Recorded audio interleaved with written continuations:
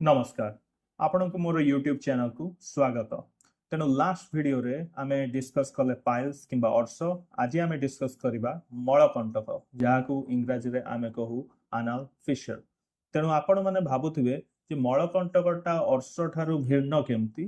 तेबे मलकंटकटा completely different problem कारण अर्श रे आपणकर लोकलाइज्ड भेन जाक रेक्टल भेन जाक फुली जाई थाए आ सेटा पेन हुए किंतु एनाल फिशर रे कोन हुए आपनकर रेक्टल स्फिंक्टर टा टाइट हो जाई थाए। रेक्टल स्फिंक्टर और रेक्टल मसल टाइट हेले कोन हुए जते बेले आपण अत्यधिक मात्रा रे स्ट्रेन देई थांती कुंथेई थांती झाड़ा आसिला बेले फिकल मैटर आसिला बेले सही जगहटा कटि जाई थाए स्फिंक्टर टा कटि जाए। स्फिंक्टर और रेक्टल मसल जदि कटि जीवो एज अ डिफेंस मेकानिज्म आपनकर बॉडी कोन करिवो सिंपैथेटिक नर्व ट्रिगर करिवो आउ से जो स्फिंक्टर टाको आहुरी टाइट कर दबो। तेणु टाइट हो गले प्रॉब्लम कौन हुए से जगह को ब्लड सप्लाई टा बाधा प्राप्त हुए। ब्लड सप्लाई जदि बाधा प्राप्त हबो ताले से जगह रे इस्चेमिया हबो एवं से जो कटि जाइता घाटा होता है सेटा हील हेबारे आहुरी टाइम लागे किंबा हील हुए नाही भलो हुए नाही।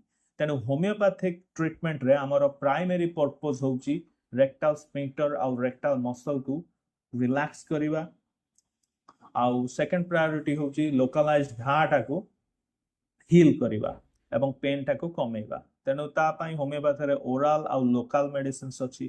तेणु आमे तार प्रतिकार विषय डिस्कस करिया। प्रतिकार हबो प्रथमे मु कहबी स्ट्रेस अवॉइड करंतु। स्ट्रेस नेले मध्ये आपनकर सिंपैथेटिक नर्व ट्रिगर हबो।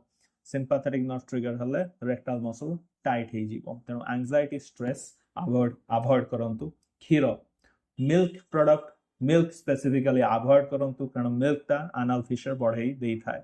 हॉट स्पाइसी फूड राग तेल मसला मटन हाई प्रोटीन डाइट टिके कमेइबे। डाइटरी फाइबर इंटेक बढ़ाइबे। सीज बाथ नेबे टब रे गरम पानी आनी कि ता ऊपर बसी पारिबे दिन को मल्टीपल टाइम्स करिवे।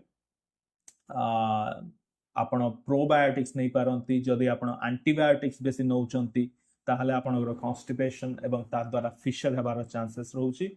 तेणु गट माइक्रोबियम को रिस्टोर करिबा पई आपण प्रोबायोटिक्स मध्य नेबा जरूरी होई थाए। तेणु एटा होउची आपणकर एनाल फिशर रे टाइट हो जाई थाए ताको हम इंग्रजी रे हाइपरटोनिया कहू हाइपरटोनिया। तेणु तार ट्रीटमेंट मेथड हला एटा आउ होमियोपैथी रो केतोटी मेडिसिन्स मध्य मु कहबी जेंति कि सीडम एक्रे हला आपणकर काल्कारे फ्लोर देई परिबे कंड्यूरांगो देई परिबे देन एसिड नाइट्रिक दे पारिबे जदि जळा पड़ा होउची। जदि स्ट्रेस जनित होउची इग्नाशिया दे पारिबे। रैटानिया पेनफुल फिशर पई मध्ये रेकमेंडेड। जदि एडा एसोसिएट हेची आपणकर ब्लीडिंग संगे ताहले मिलिफोलियम हैमामालिस मध्ये दे पारिबे। तेणु एते कहि कि मु विदाय नेबी। धन्यवाद। तेणु एटा होउची आपणकर एनाल फिशर। आशा अछि आपण एहा द्वारा किछि जानि पारले कि मलकंटक कोन एवं पाइल्स कोन। एते कहि मु विदाय नेबी। धन्यवाद। Thank you. नमस्कार।